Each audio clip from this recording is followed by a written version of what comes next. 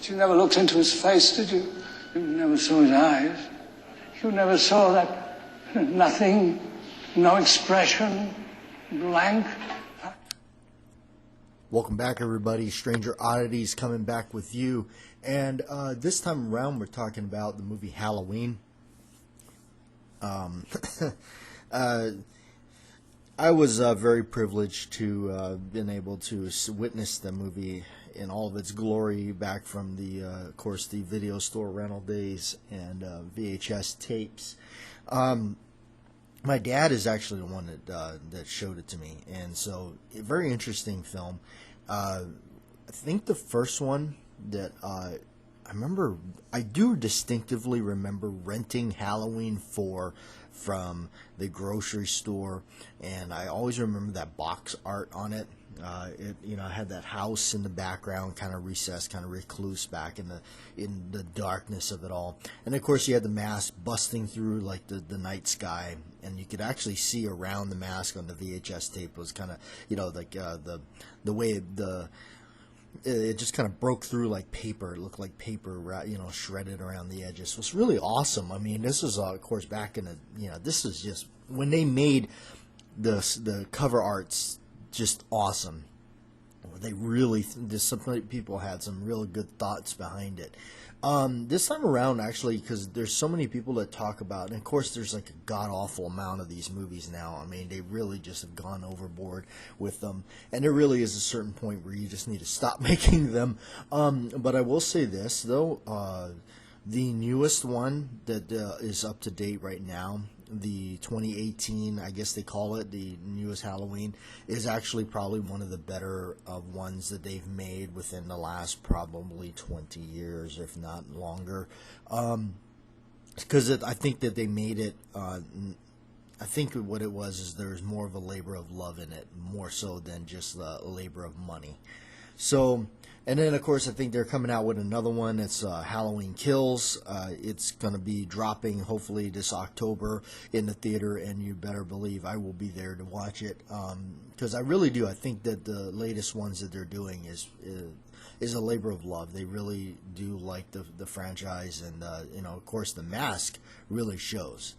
So speaking of that, that's what we're going to kind of talk about, is because I've seen some ratings. People are talking about the masks, different ones that they were using and all that. So, of course, everybody, we all know the first and original 1978 movie was a William Shatner mask that they took, removed the eyebrows and the sideburns, painted it white, ruffled the hair.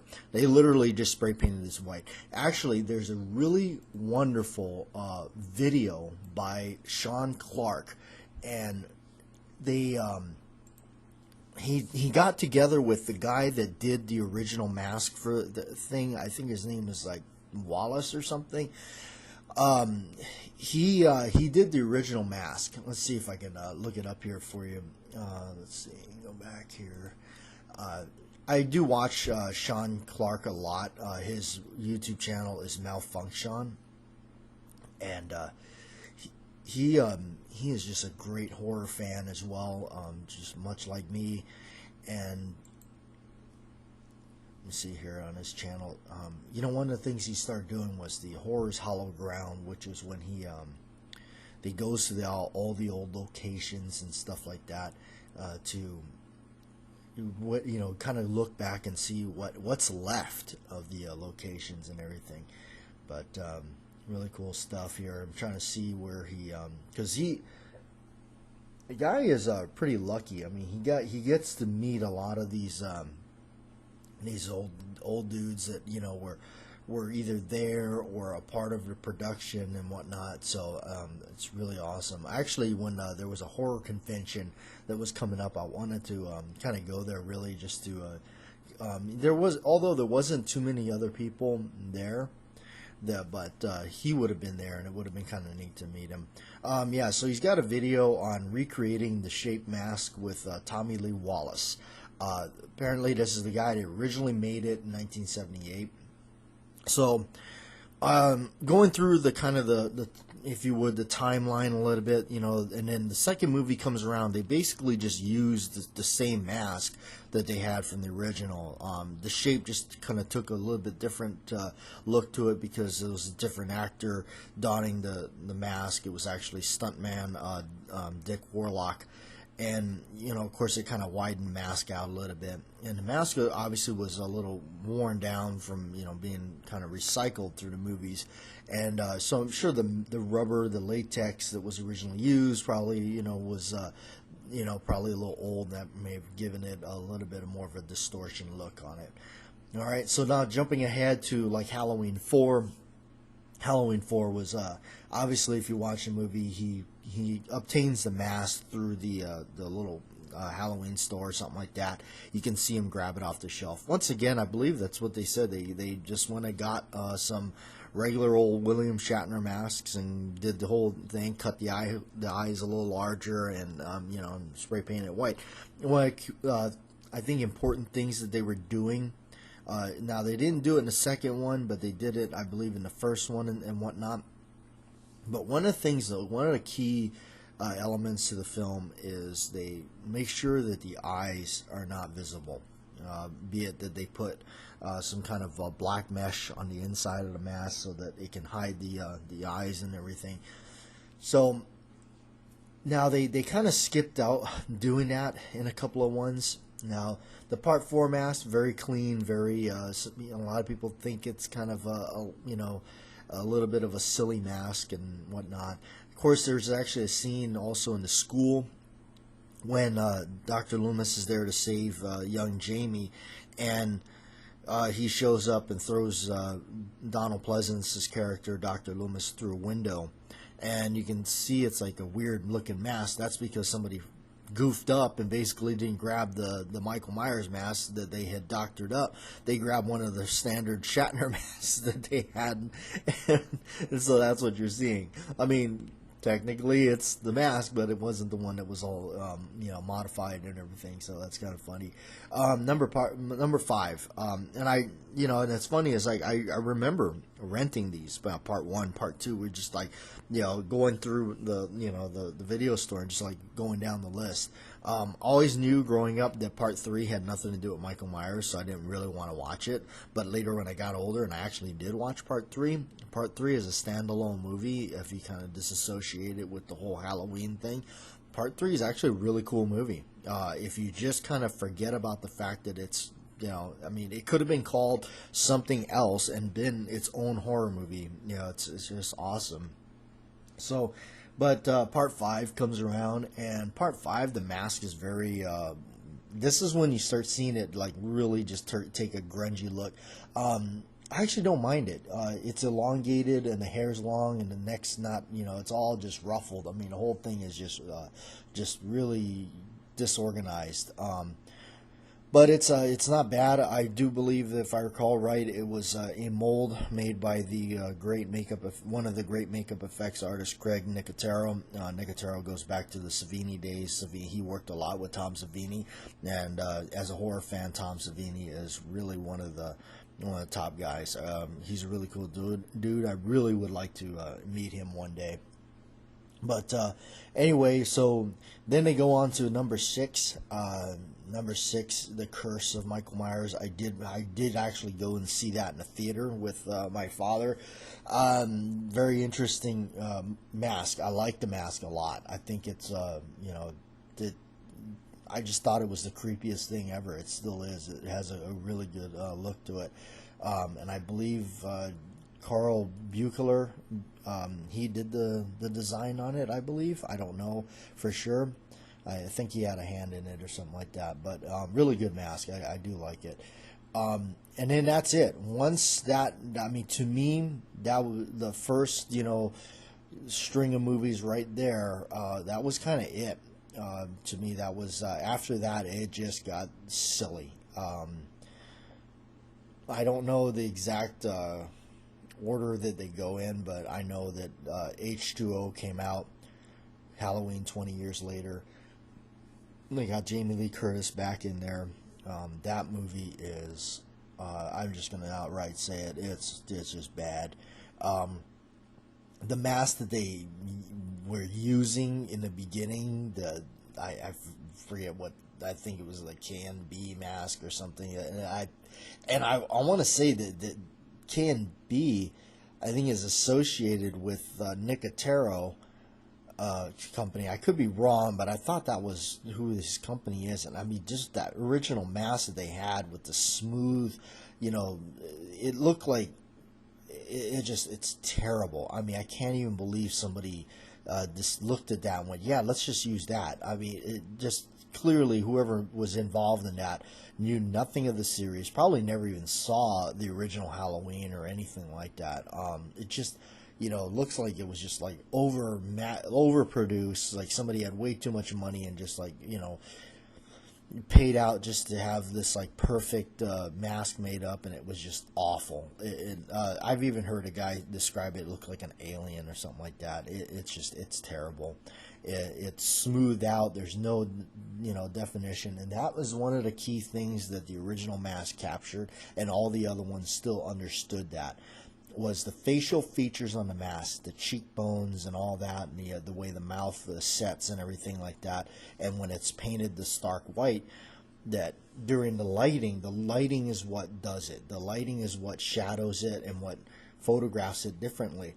And the H2O mask is just awful. And they changed it halfway through it. Somebody actually had some sort of light bulb go off in their head, some kind of epiphany, and say, look, this mask sucks. We need to get something else here. And so they got this other one called like a Stan Winston mask, and they finally, I gotta admit, it looks a lot better than what it was. But overall, what I heard in this movie was like, there was like 3 or 4 masks used. Like in the very beginning, they had like a variation of the Part 6 mask, and then they went to this like really terrible looking, plastic mask, and then they went with the Stan Winston mask, and then there's like a moment, like a split moment, where it's literally like a CGI'd look that they did, they computer generated, because like, I guess they goofed up, or they had to go back and reshoot a scene, and they just kind of slapped that together. I mean, the whole movie is just a disaster. I am not a fan of it. I really just like, that's why, like, when I was talking about the Friday the 13th franchise, at least for me, I can tolerate like the first, major chunk of those movies. I mean, at least the first, ones in up to where Kane Hodder was. I mean, at least those were somewhat consistently watchable. Versus the Halloween thing, pretty much it's just like it fell off I don't know what was going on. Basically during this time frame, H2O, then it comes the Resurrection, I believe, and then there was like, I don't even, just like gotta try to actually look up these, I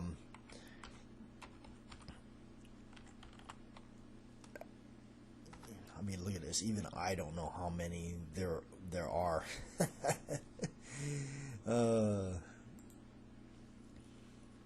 Let's see. All right. Nope. Okay. Thank God. Okay. All right. So H2O and Resurrection. H2O came out in 1998. Resurrection 2002. Those two are absolutely horrible. The 2002 one, the Resurrection, I can't believe Jamie Lee Curtis actually did this movie. I don't even remember it. That's how bad it is. The mask looks like they just put way too much makeup on it. Just way too much, like just trying to overproduce it and all that. And you know what? This is another reflection on when they did the original Halloween movie. They had almost no budget.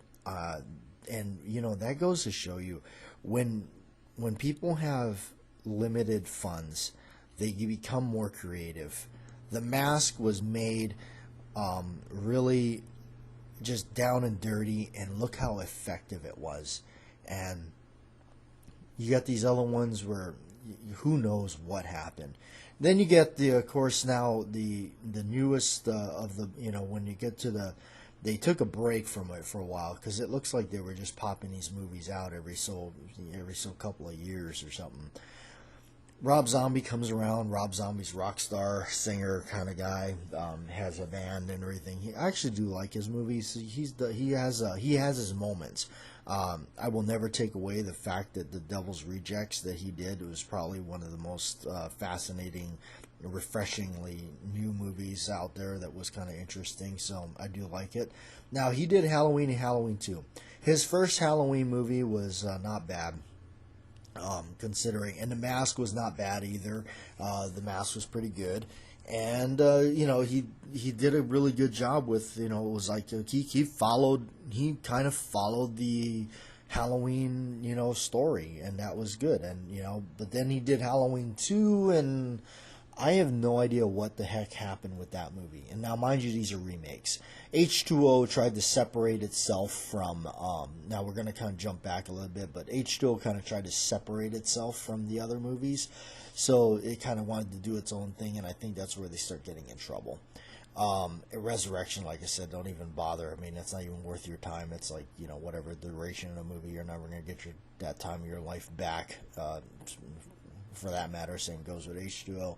But anyway, Halloween 2, Rob Zombie movie, that's just like a bad drug trip, man. I don't know what the heck happened. I mean, that movie was like, I don't know if like he started off good and then like, I don't know, like if he got like, what the heck. It just terrible. That movie is just horrible. It could have been so much better.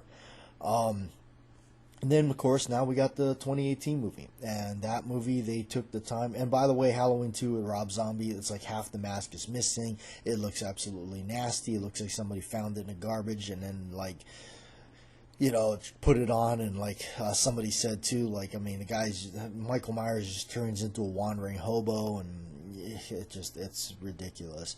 Halloween, the 2018 mask, was actually the closest that we have ever seen back to the original mask. They did it was a labor of love. You can tell the whole thing was just, something that they wanted to do and everything. I really did think that was the best of that was probably the best one they did since, 1995.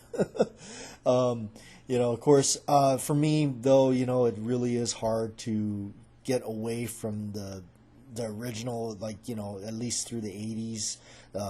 It's hard to get away from those.